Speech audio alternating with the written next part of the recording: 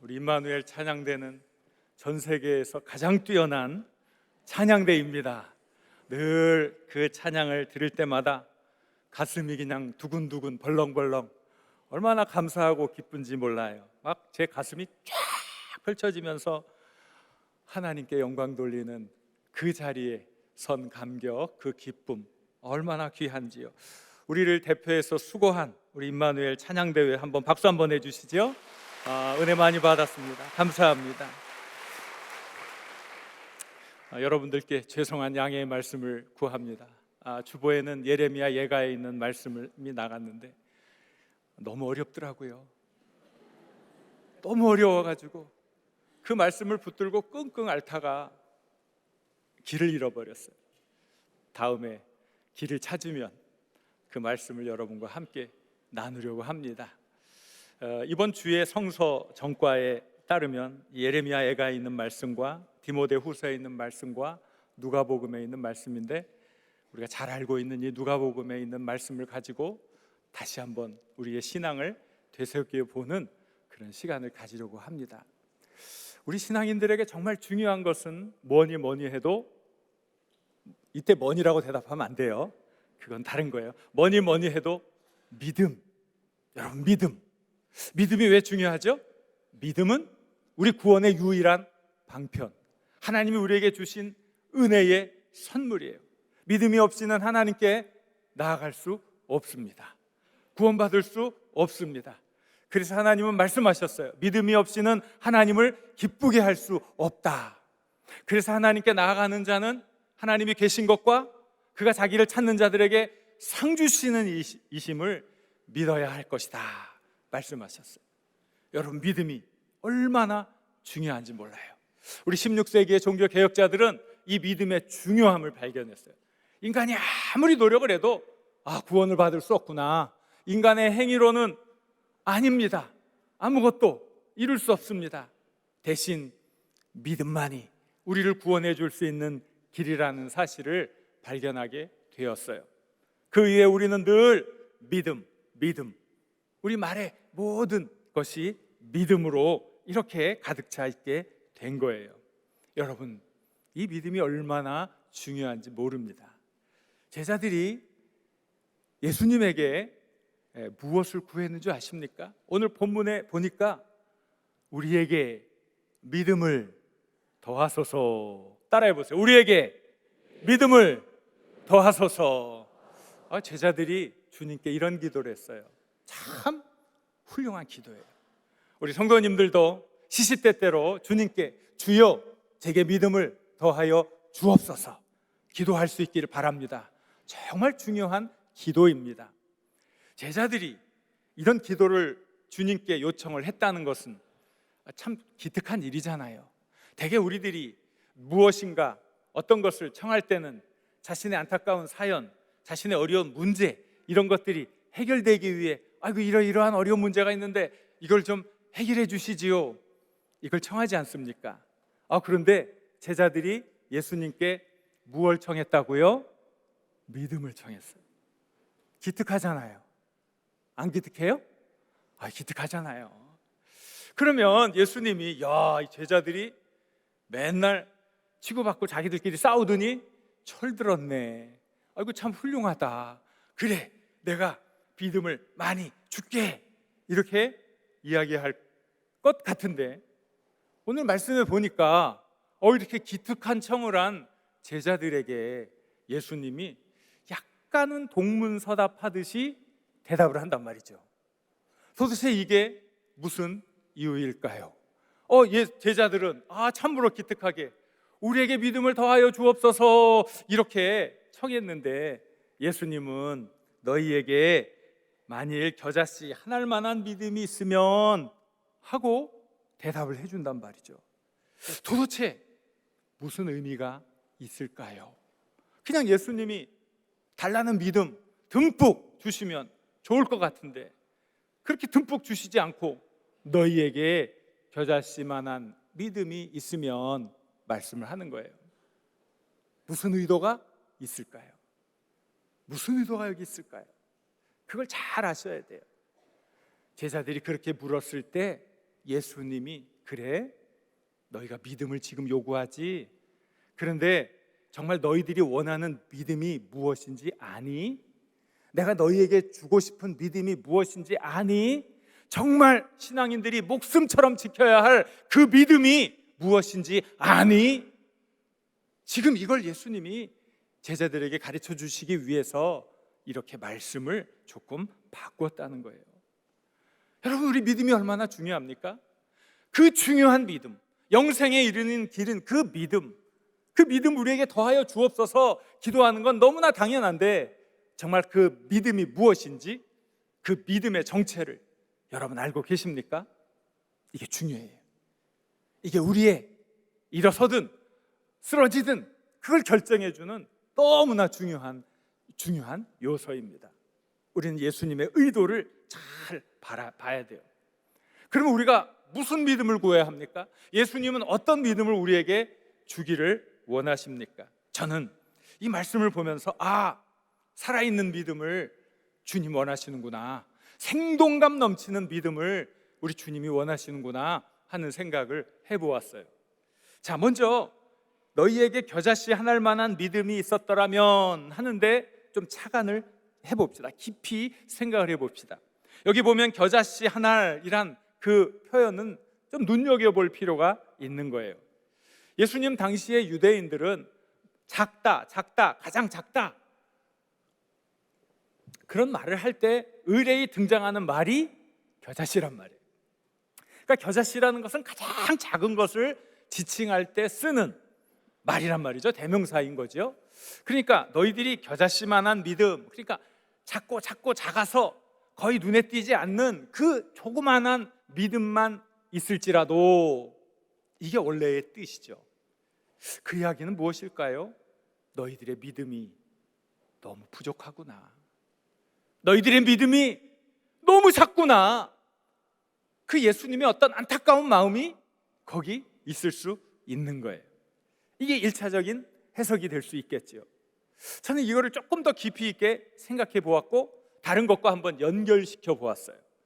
예수님께서 천국을 이야기해 줄 때 천국이 가지고 있는 속성을 잘 알려주시기 위해서 비유를 하는 걸 사용했단 말이죠. 천국이라는 게 어떤 특정한 장소가 아니라 천국은 이런 일들이 막 끊임없이 일어나는 곳이야. 예수님이 천국에 대해서 가르쳐 준 건데 그 중에 하나가 겨자씨 비유란 말이에요. 어떤 사람이 겨자씨를 심었어요. 겨자씨는 정말 작은 거예요. 무시할 수 있는 작은 것. 그런데 그 작은 것이 심어졌는데 그 해에 그만 쭉쭉쭉쭉 자라서 가지가 뻗쳐지고 풍성한 열매를 맺었어요. 겨자씨 열매를 맺었어요. 자기가 열매를 맺은 것뿐만이 아니라 이제는 새들이 깃들었다는 거예요. 제가 이스라엘에 있을 때 이게 겨자씨입니다. 저는 겨자가, 이 비유를 처음에 들었을 때는 뭐 겨자가 나무인 줄 알았어요.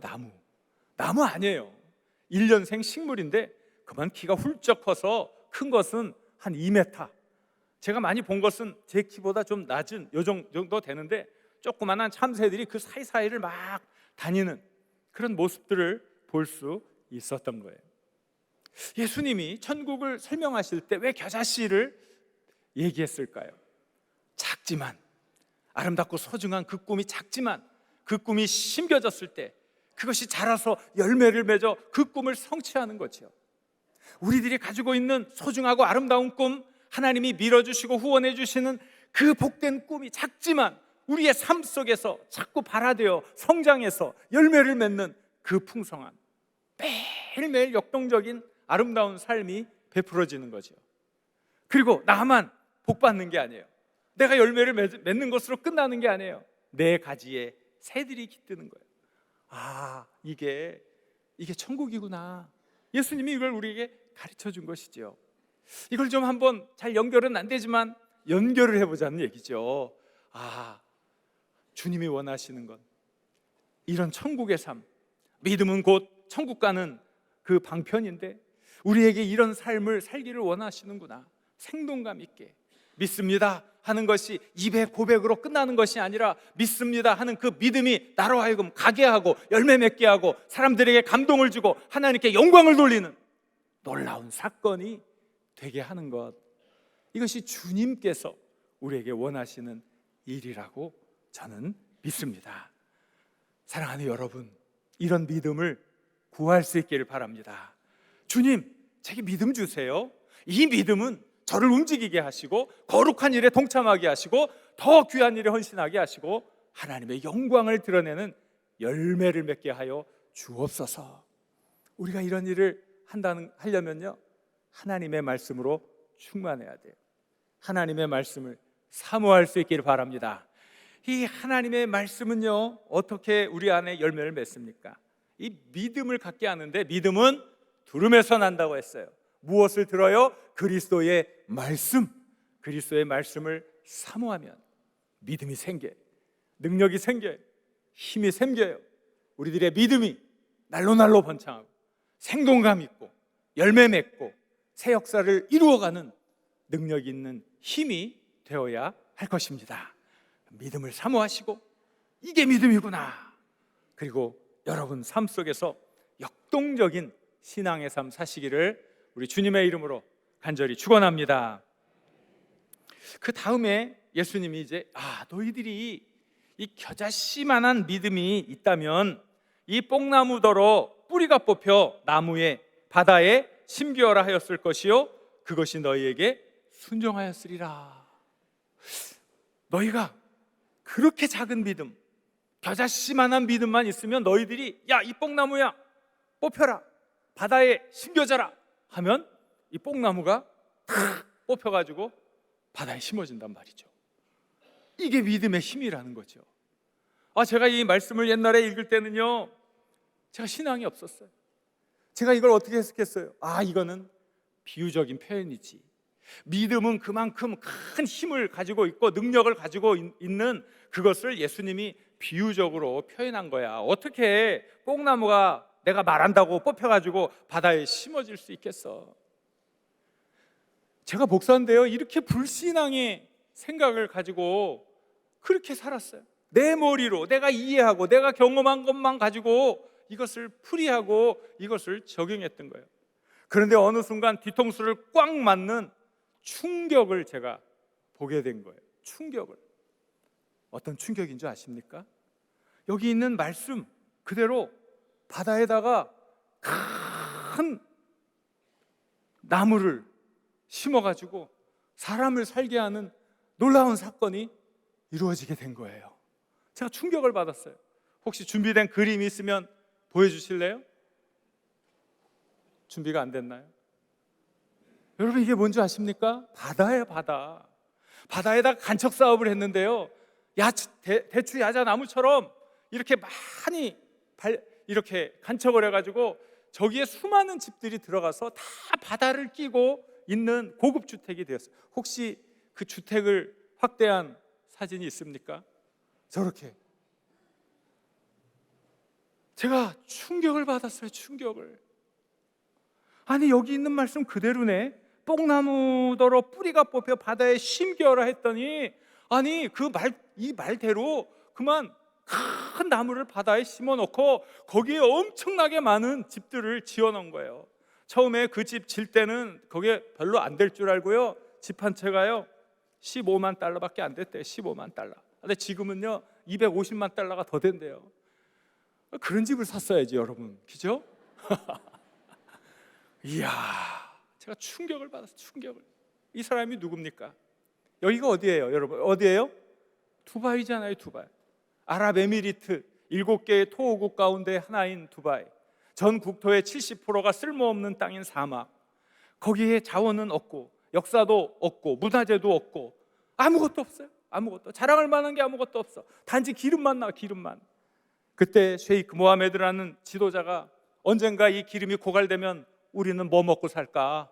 우리 후손들이 잘 사는 나라를 만들어줘야 되는데 이 오일머니를 흥청망청 쓸 것이 아니라 이 돈을 가지고 우리 후손들을 잘 살 수 있는 나라로 만들어야지. 궁리하고 궁리해서 많은 프로젝트를 벌였던 거예요. 엄청난 사막의 놀라운 건물들, 많은 사람들이 가고 싶은 휴양지, 또 금융의 허브, 많은 것들을 만들면서 새로운 세상을 그 안에 창조해 냈던 거죠. 저는 그 소식을 접하고 너무나 부끄러웠어요. 너무나 부끄러웠어요. 야, 이 사람은 회교도인데, 하나님의 말씀도 알지 못하는 사람인데 어떻게 예수님이 한 말씀을 그대로 적용을 해가지고 저렇게 엄청난 일을 할까? 나는 그런 신앙도 없고, 나는 그런 믿음도 없고, 주님이 주신 말씀조차도 믿지 못하는 불신앙의 사람이었구나. 여러분, 이게 얼마나 부끄러운 일입니까? 그러니까 우리가 가지고 있는 이 믿음 뭐예요? 이 뽕나무가, 야, 너 뽕나무야, 너 뽑혀서 바다에 심겨져라. 심겨지는 거예요. 이 믿음은 생명력 있는 언어를 만들어내는 거예요. 믿음은 말하는 대로 이루어지는 놀라운 역사를 만들어내는 거죠. 곧 믿음의 언어가 능력의 원천이 되는 거예요. 그러니까 결국 믿음을 가진 사람이 하는 말은 그대로 이루어진다는 뜻이 여기 담겨 있는 거죠. 우리가 믿음의 말을 하고 있는지, 믿음의 언어 생활을 하고 있는지 잘 생각해 보세요. 우리의 언어가 우리의 인생을 결정하는데, 우리가 하는 말이 우리의 미래를 결정하는데, 도대체 우리는 어떤 말을 하고 있습니까? 나 스스로를 비관하고, 다른 사람을 찌르고, 다른 사람을 아파하고, 공동체에 고통을 주는 그런 말을 하고 있습니까? 아니면 다 잘 될 겁니다, 우리가 믿음의 사람들인데, 이런 은혜로운 말을 하는 사람이 되어야 하겠습니까? 다윗이 블레셋의 장군 골리앗을 싸울 때를 한번 생각해 보세요. 얼마나 이 큰 장수입니까? 누가 그 사람과 맞설 수 있겠습니까? 모든 사람들이 목숨을 부지하기 위해 벌벌 떨면서 뒷걸음질 치고 있을 때 다윗이 나가 싸웁니다. 그리고 다윗은 질리지 않습니다. 골리앗에게 말을 합니다. 그런데 그의 언어가 믿음의 언어였다는 거예요. 뭐라고 그랬는지 아십니까? 오늘 여호와께서 너를 내 손에 넘기시리니, 네 목숨을 오늘 하나님이 나에게 주었다. 그는 그렇게 선포했어요. 그렇게 선언했어요. 그리고 나아갔어요. 전쟁은 여호와께 속한 것인즉 그가 너희를 우리 손에 붙이시리라. 그 믿음의 언어, 믿음의 언어로 공격을 한 거예요. 새로운 역사를 만들어 갔던 거예요. 믿음의 언어는 힘이 있습니다. 말하는 대로 되는 능력이 있습니다. 말한 대로 이루어집니다. 사랑하는 여러분, 우리가 믿음의 사람입니까? 정녕 믿음의 사람입니까? 여러분의 말에 이 믿음의 능력이 담겨 있습니까? 여러분, 한마디를 해도 생명을 살리는 말을 할 수 있기를 바랍니다. 한마디를 해도 하나님께 영광 돌리는 말을 할 수 있기를 바랍니다. 한마디를 해도 사람들에게 은혜를 끼치는 말을 할 수 있기를 바랍니다. 말이 곧 이루어집니다. 이게 믿음을 가진 사람들이 가질 수 있는 능력입니다. 말하는 대로 이루어지는 믿음 달라고 기도하시길 우리 주님의 이름으로 간절히 축원합니다.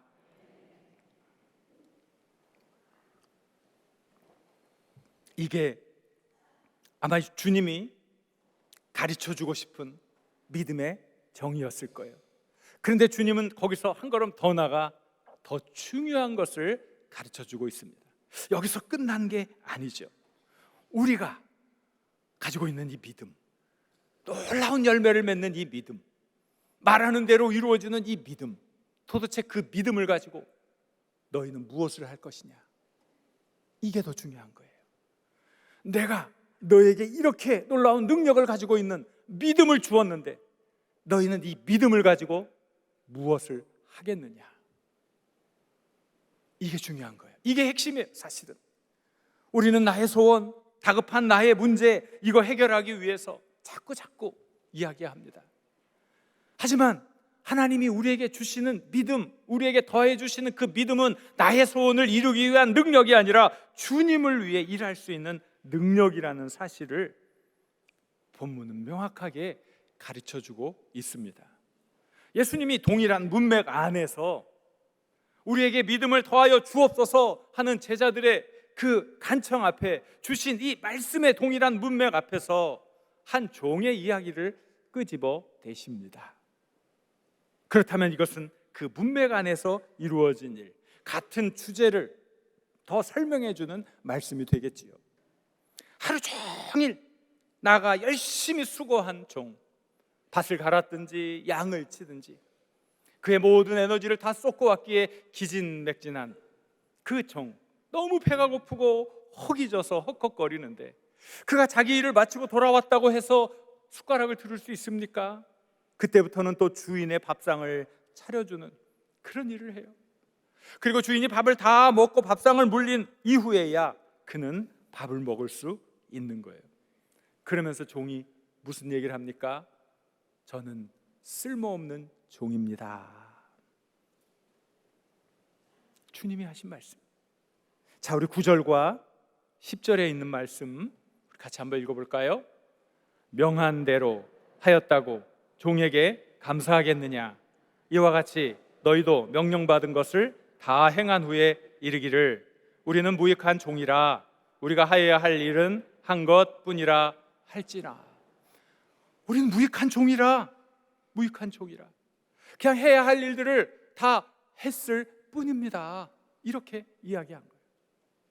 너희들이 가지고 있는 이 믿음, 그걸 가지고 생동감 넘치는 삶을 살고 너희들의 소중한 꿈을 이루고 많은 사람들에게 혜택을 주고 말하는 대로 이루어지고 와, 놀라운 일, 감사할 일, 천지인데 진짜 믿음은 누구를 위해 서양되어야 하느니? 우리가 그런 일을 했다고 내 것을 고집하면 안 되는 거지요. 주님, 제가 이렇게 헌신했는데요, 제가 이렇게 수고했는데요, 내 몫은 어디 있습니까? 그게 아니라는 거죠. 여전히 그는 충성하면서 저는 무익한 종입니다. 이게 진짜 믿음인 거죠. 요즘 우리 교회가 세상으로부터 손가락질을 당하고 있어요. 너무나 많은 사람들이 우리 기독교인들 지도자들의 참 타락한 모습을 보면서 손가락질을 하고 있어요. 자신의 영광을 위해 하나님을 믿은 게 아니지 않습니까? 내가 수고했기 때문에 내 몫을 달라고 요구하는 것이 하나님의 뜻이 아니라는 것을 이 말씀이 분명하게 보여주고 있지 않습니까? 그런데 결국은 교회를 위한 그 수고와 그 헌신이 결국은 자기 자신의 유익을 위한 것으로 사용되어지고 있으니 세상 사람들이 욕을 하고 세상 사람들이 교회를 비난하고 있는 것 아닙니까? 보십시오. 어떤 이는 교회를 사유화해서 자기 자식에게 물려줍니다. 이야기는 많아요. 이런 사정, 저런 사정. 그러나 그 가운데는 뭐가 있습니까? 탐욕이 있는 거죠. 탐심이 있는 거죠. 좋은 건 남에게 넘겨주고 싶지 않은 그 나쁜 마음이 있는 거죠. 하나님 앞에서 정말 부정할 수 없는 그런 것 아니겠어요? 요즘 세상이 어떤 세상입니까? 여러분들이 너무 잘 알고 있어요. 유명한 장관 한 사람 있잖아요. 그 장관 자녀 스펙을 만들어 주었다고 얼마나 지금 세상이 어지럽습니까? 공정과 기회의 균등이 사라졌다고 사람들이 소리를 높이고 있어요. 스펙 만들어 준 것 때문에. 그런데 그거에 비하면 교회를 통째로 물려주는 것은 비교가 됩니까? 아예 그걸 다 물려주는 건 우리들 안에 있는 이 탐욕, 우리들 안에 하나님 아닌 것, 이게 너무 믿음으로 거짓 포장되어 있는 거예요. 제가 이런 말을 한다고 해서 제가 잘난 사람 아니에요. 저는 더 나쁘고 더 부족하고 제 자신을 돌아보면 더 치졸해요. 역사의식도 없고 그저 내 삶의 편안함만 추구하고 있어요. 그저 우리 장석교회만 잘 부흥하면 되지, 우리 장석교회에 속한 우리 교인들 어려움 가운데 회복되고 그저 하나님 은혜 아래 잘 살면 되지, 너무나 작은 것에 시선이 가 있고 너무 저도 부끄러워. 아무것도 하지 못하는 너무나 연약한 사람, 제 스스로도 제 안에 과연 하나님이 우선인지 세상의 다른 가치관이 우선인지 헷갈릴 때가 너무 많이 있어요. 너무 부끄럽고 너무 부족한 사람이에요. 그런데 앞에 있는 믿음이 아무리 잘 돼 있어도 여기서 무너지면 다 소용이 없어요. 여기서 무너지면 제일 중요한 것은 결국 이거예요. 왜 하나님이 우리에게 능력 있는 믿음, 말하면 말하는 대로 성취되는 그 믿음을 왜 주셨을까? 나의 소욕을 이루기 위해? 내 욕심을 채우기 위해? 나 잘 살기 위해? 아니잖아요. 하나님의 영광을 드러내기 위해, 거룩하신 하나님의 이름을 높이라고, 하나님의 영광을 위하라고. 그 일을 다 하고도 저는 무익한 종입니다. 고백하는 게 진짜 믿음이라고. 진짜 믿음. 우리가 몇 주 전에 우리 교회에서 이단 사이비 대책 세미나를 했어요.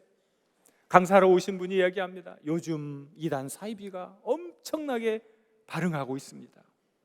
그런데 여러분, 왜 이단 사이비가 이렇게 부흥하고 성장하고 발흥하는 줄 아십니까? 정통 교단에 속한 교회가 제 역할을 감당하지 못하기 때문에, 정통 교단에 속한 교인들이 세상 사람들로부터 손가락질을 당하고 있기 때문에 이단 사이비가 지금 부흥하고 있는 겁니다. 가슴이 아팠어요. 저를 향한 비난이라고 저는 생각했어요. 내 믿음은 온전한가? 내 믿음은 나를 위한 믿음인가? 하나님을 위한 믿음인가? 우리가 여기서 다 결정되는 거예요. 우리가 단지 정통 교단 안에 머무르고 있다고 구원받는 것 아니에요. 하나님의 말씀대로 하나님 아닌 것을 버려두고 오직 하나님만 믿는 그 믿음, 그것 때문에 애쓰고 수고하고 때로는 핍박받을 때에 그것이 두렵고 떨림으로 구원을 이루는 길인 줄 믿습니다. 사랑하는 여러분, 힘들어도 고통스러워도 손에 봐도 우리가 깨어 일어나야 해요. 깨어 있어야 해요. 하나님의 말씀 앞에 진솔해야 돼요. 솔직해야 돼요. 그리고 그 말씀 앞에 반응하지 못하는 양심 없는 자가 되지 않게 해달라고 부단히 기도해야 해요. 여러분, 어떤 믿음을 구하시겠습니까? 어떤 믿음을 붙잡으시겠습니까? 주님 나라를 위한 믿음, 이 믿음을 붙잡아야 합니다. 그리고 진솔한 마음으로 주여 우리의 믿음 없음을 도우소서, 우리의 믿음 없음을 도우시고 우리에게 믿음을 더하여 주옵소서. 우리가 기도할 때 우리를 하나님께서 마지막 남은 그릇터기로 사용해 주실 것입니다. 우리 교회, 우리 성도님들 세속에 오염되지 않는 건강한 신앙인으로 존재해야 합니다. 많은 이들이 우리 교회 때문에 감사하고 기뻐하고, 맞습니다. 거기 진정한 하나님의 말씀이 있고, 거기 진리가 있고, 거기 생명의 열쇠가 있기에 감사합니다. 그런 교회로, 그런 공동체로, 그런 신앙인으로 우리가 이 시대의 생명의 빛을 밝혀야 할 것입니다. 사랑하는 여러분, 우리 주님께 구하십시오. 주여 우리의 믿음을 더하여 주옵소서. 주신 말씀을 생각하면서 주여 한번 부르고 같이 기도하겠습니다. 주여.